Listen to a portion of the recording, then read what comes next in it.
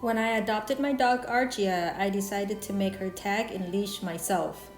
Here you can see me making the tag using a piece of scrap plywood. This one was a 1/4 inch Baltic birch. Unfortunately, this plywood tag was no match for Argia, as you can see on the top corner there. I ended up replacing it with a 1/4 inch maple and it works much better. You can see that making the tag is not that difficult. I freehand in her name and drew the design that I wanted. I decided to go with the outdoors theme just because we spend a lot of our time outside, hiking, camping, trail running, that sort of thing. After I finished with the drawing, I went ahead and traced it over using the pyrography pen. The pyrography pen is part of the razor tip wood burning system. There really is no right way or wrong way to design a dog tag or make a dog tag or anything else really.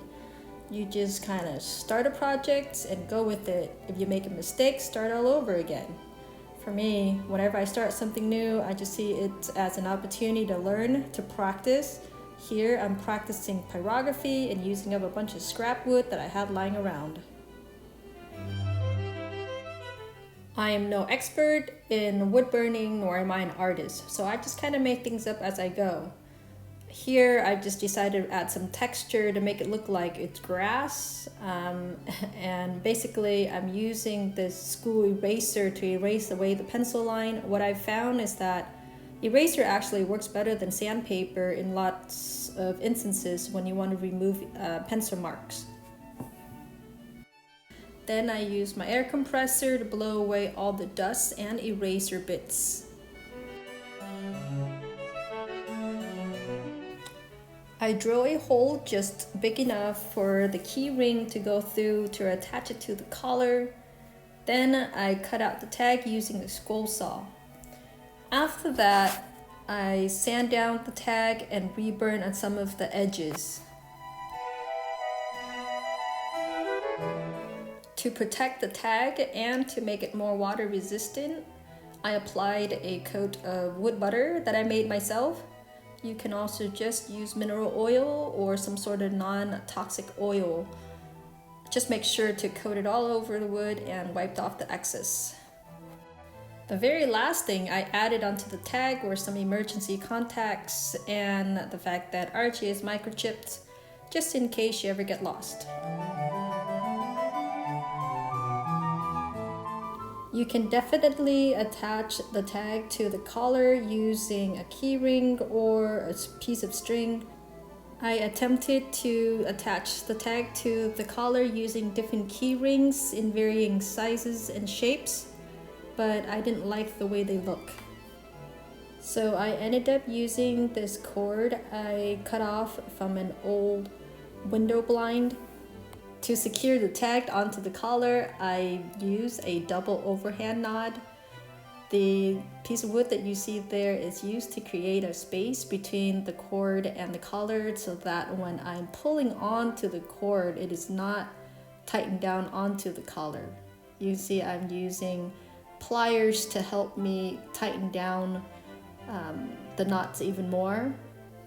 After that, when I get the knots where I want it, I use this super hot knife that I heat up on the stove to cut off the ends.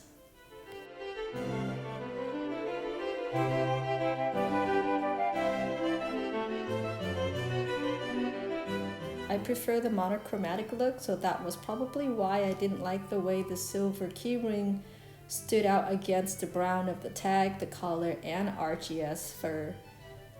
I also like the way the cord sits. It forces the tag to face forward. When the tag was on the keyring, it sort of faced either to the left or to the right and not forward, and I definitely prefer the way it sits right now. Let me know what you think of the tag in the comment below. Alright, next up is the Paracore Leash. I'm making this leash using Tough Grit 700-pound double reflective paracord, along with 2 black diamond wire gauge carabiners. I'm using the Slatt knots to make the leash because of its quick release ability.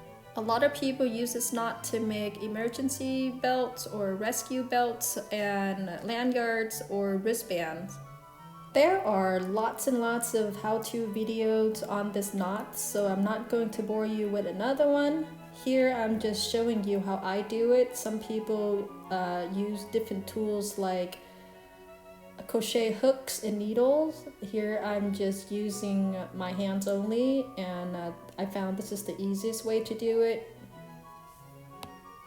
I lost the video of how I started the leash on the carabiner, but it's basically the exact same way as I do here to end the leash on another carabiner. So if you're interested on how to make this leash or a belt, you can certainly look up a video or comment below and I will do a video on how to make this leash. To finish off the leash, I loop the end of the paracord back onto the leash. I basically just weave it in as much as I possibly can until the very end. The reason why I'm doing that instead of making a knot is because I want to be able to remove the end and unravel the leash as quick as I possibly can in an emergency. Hopefully I will never have to use the dog leash in an emergency situation, but if I do, you can see how easy it is for me to remove the paracord from the carabiner and quickly unravel as much paracord as I need. As you can see, I'm using the leash with Argia on the daily basis.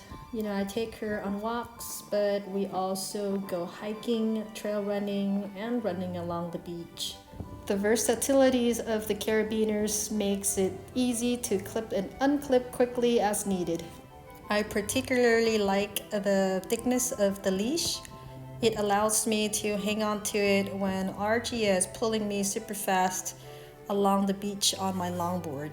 Please let me know what you think of the video and subscribe below.